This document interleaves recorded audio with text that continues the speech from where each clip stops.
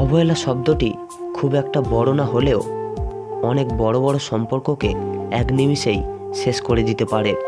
অনেক অনেক বছর ধরে খুব যত্নে করা একটা সম্পর্ক কয়েকদিনের অবহেলাতে একদম ধূলিসাৎ হয়ে যেতে পারে।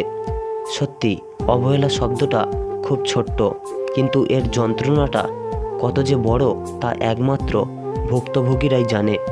আসলে অবহেলা এমন একটা জিনিস যা জীবিত মানুষের বেঁচে থাকার ইচ্ছাটাকে ধীরে ধীরে শেষ করে দেয়। যে তোমার খেয়াল রাখে তাকে কখনো অবহেলা করো না। একদিন দেখবে পাথর ঘষতে ঘষতে হয়তো একদিন হিরেটাকেই হারিয়ে ফেলেছ। কিছু কিছু মানুষ কথার মাধ্যমে আমাদের আঘাত করে, আবার কিছু মানুষ আছে কাজের মাধ্যমে আমাদের আঘাত করে। কিন্তু সবচাইতে বড় আঘাত তখনই লাগে যখন আমরা আমাদের প্রিয় মানুষটির কাছে অবহেলিত হই।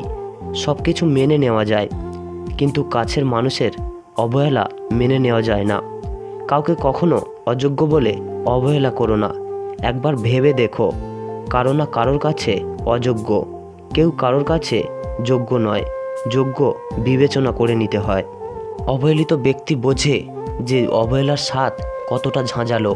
আমি অবহেলিত, তার জন্য ধন্যবাদ জানাই আমাকে অবহেলা করা সেই মানুষটিকে। কারণ আমি অবহেলা না পেলে হয়তোবা আমি আজও বোকা হয়ে থেকে যেতাম। তোমার অবহেলা সহ্য করতে করতে আজ আমি ঘুরে দাঁড়িয়েছি।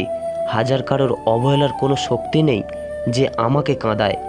আসলে দূরের মানুষের অবহেলাগুলোকে অবহেলা মনে হয় না। কাছের মানুষগুলোর অবহেলা মৃত্যুর যন্ত্রণার চাইতে ভয়াবহ হয়। কিছু কিছু অবহেলা মানুষকে প্রতিবাদী হতে শেখায়। অবহেলা ব্যক্তি অবহেলিত হলে তাকে আর পুনরায় বিরক্ত করো না। অন্য কারোর অবহেলার কারণে নিজেকে কষ্ট দেওয়া সত্যি বড় বোকামি। নিজের ভালো অন্যের অবহেলার উপর কিংবা যত্নের উপর কখনো নির্ভর করতে পারে না।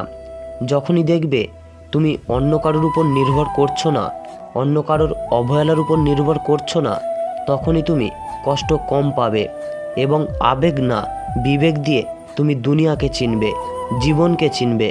আসলে যেই জিনিসটা আমাদের কাছে থাকে আমরা তার মূল্য বুঝি না, আর যেটা আমাদের কাছে থাকে না কেবল বারবার সেটাকেই পেতে চাই। হ্যাঁ, এটাই চরম বাস্তব।